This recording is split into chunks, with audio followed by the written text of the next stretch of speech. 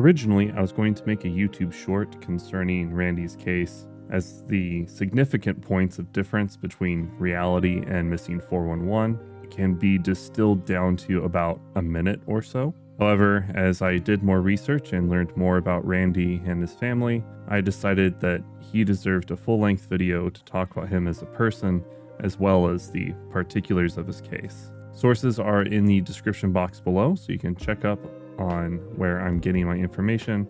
If you're not familiar with missing 411 but somehow stumbled upon this video, don't worry about it. We'll be covering all the aspects of the case, so you don't need any prior knowledge. So thanks for tuning in, and let's get into it.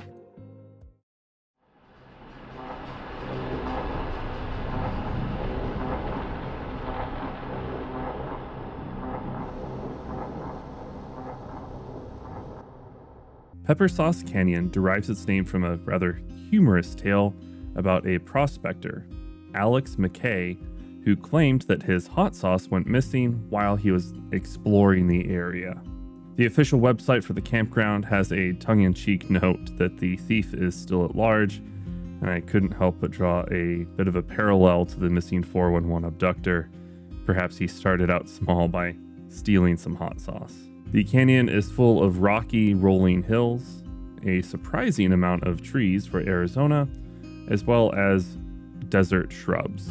It has a prohibitive amount of snowfall in the winter, which can make the area dangerous in certain parts of the year. There is also the risk of encountering a flash flood, which can turn the normally dry creek that runs through the area into a roaring river in mere moments. There's several campgrounds here, meaning that as long as you're on the trail, a campsite is typically not very far away.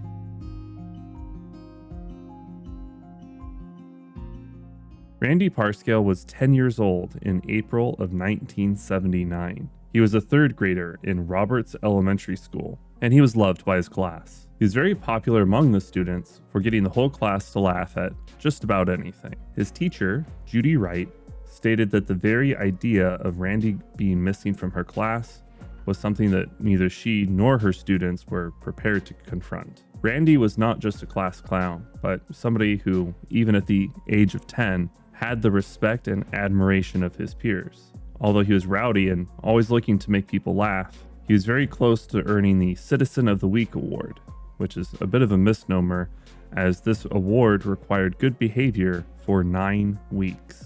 His friends at school recalled how they would think of something funny that they wanted to share with Randy, only to turn and see the empty desk and realize that he was gone. "He's just a good friend," said Debbie, one of his classmates, a sentiment no doubt shared by all of his class. Unfortunately, Randy had an incident where he was struck by a car not that long ago. This injury kept him out of school for a time, causing his grades to suffer. He had things turned around by April, however, and he had brought home a favorable report card, much to the pride of his father and stepmother. Outside of school, Randy appears to have been loved very much by his family. He had 2 step-siblings and an uncle not that much older than himself.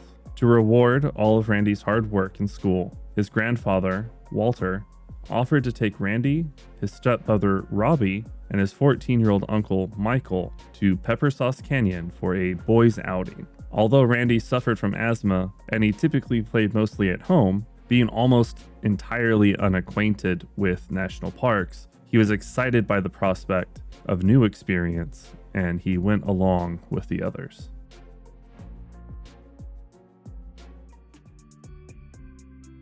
I want to be clear before proceeding. There are many different reports about the exact circumstances of Randy's disappearance, and some of those reports conflict with one another. The version of events that I'm going to share with you now is, as always, supported by multiple sources and is a collation of information from these reports. So I just wanted to give the disclaimer that although this version seems the most accurate and complete according to my understanding, it does still require some extrapolation from reports and thus is not as strong as if what I'm sharing is based on a police narrative, for example. So please feel free to check out my sources and come to your own conclusions. That said, let's continue. On Saturday, April 7th, 1979, Randy Parscale was with his 14-year-old uncle, Michael, and his stepbrother, Robbie, hiking down a trail. Specifically, most reports called their hike a quote-unquote rock hunting expedition, although it's up to your interpretation what exactly this means. I did not see any information that indicated how close his grandfather or father were to the boys on their hike, and in fact, it seems like the three boys were actually alone on the trail, and that his father and grandfather were not really anywhere near them at the time. At some point during the hike, before 1:30 p.m., the three boys had a race between them. Randy, to his disappointment, did not win this race. Boys being boys, the other two teased Randy a little, which appeared to hurt his feelings more than they had intended. So, a little further down the trail after the race, fed up with his relatives' teasing, Randy decided to run off ahead of Michael and Robbie, perhaps in an effort to show that he was, in fact, faster than them, or perhaps this was an emotional, split-second decision to run away. This would not have been the first time that Randy had done something like this, as his family noted in later interviews. Regardless of the precise motive, Randy sprinted ahead of his companions and went out of sight as he crested a hill. Before Michael could follow him, Robbie got caught up in a thorn patch. Michael stopped to help Robbie before following Randy over the hill. Unfortunately, that was enough time for Randy to completely get out of sight, and this was the last time that his relatives would ever see him again. There were two main search efforts that took place for Randy. The first, of course, was quickly following his initial disappearance. Although I didn't find an exact time for when Randy went missing, there are several papers that reference the search starting around that 1:30 p.m. mark that I mentioned earlier, or more generally, in the early afternoon. It was clarified that search vehicles and volunteers were delayed by weather, and the search dogs could not begin until early the following Monday morning. The search itself suffered from many issues, both common and more unusual.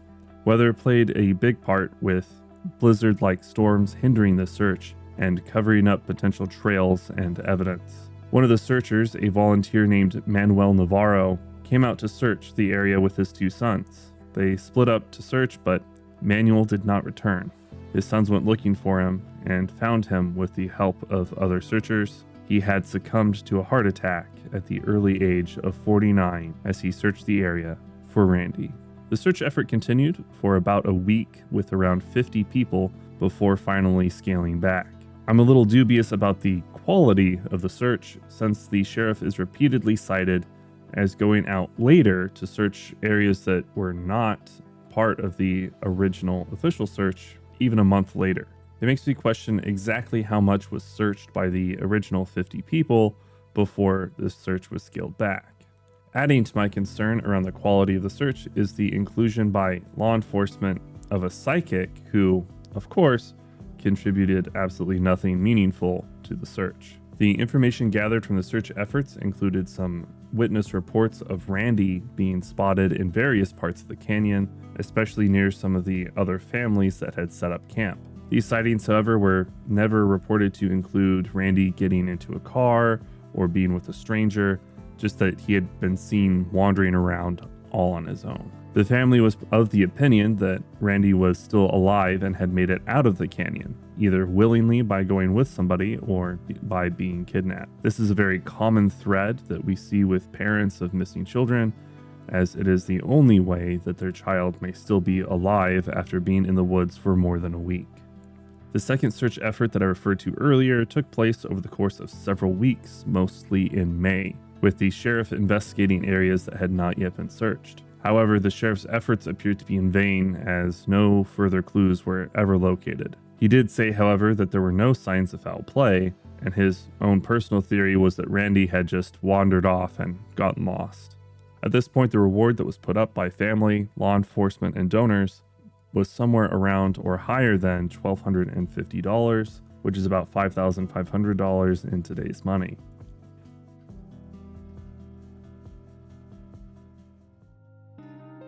I did receive a Freedom of Information Act return for this case, but the information included there was not helpful. There were no records from the initial search, nor any narratives concerning the events in 1979, besides a very brief synopsis that was entirely unhelpful.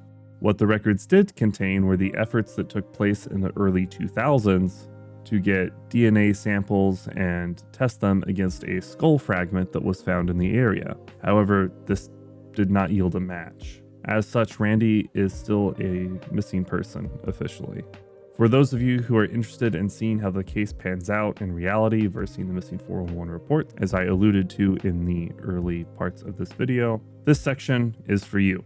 Setting the record straight with Randy Parscale on page 182 of Missing 411, Western United States and Canada, we have 5 major corrections or additions to make. First, Randy went missing in April of 1979, not January of 1969, despite that date being explicitly stated several times across the book. Randy suffered from asthma, which was conveniently left out of the book. In Missing 411, the claim is that Randy was only quote-unquote momentarily out of sight, but the newspaper seemed to indicate that it was at least several minutes before his 2 brothers were able to chase after him, since one was incapacitated with thorns while the other one helped. Although, to be fair, I never found an exact length of time explicitly stated between when Randy went out of sight and when he was eventually followed. Randy was teased by his relatives prior to running off on his own, which indicates that he, at least initially, might have had a motive for intentionally hiding or otherwise evading any searches. And finally, Randy was described as a bit of a loner, was very independent, and most importantly, had run away in the past.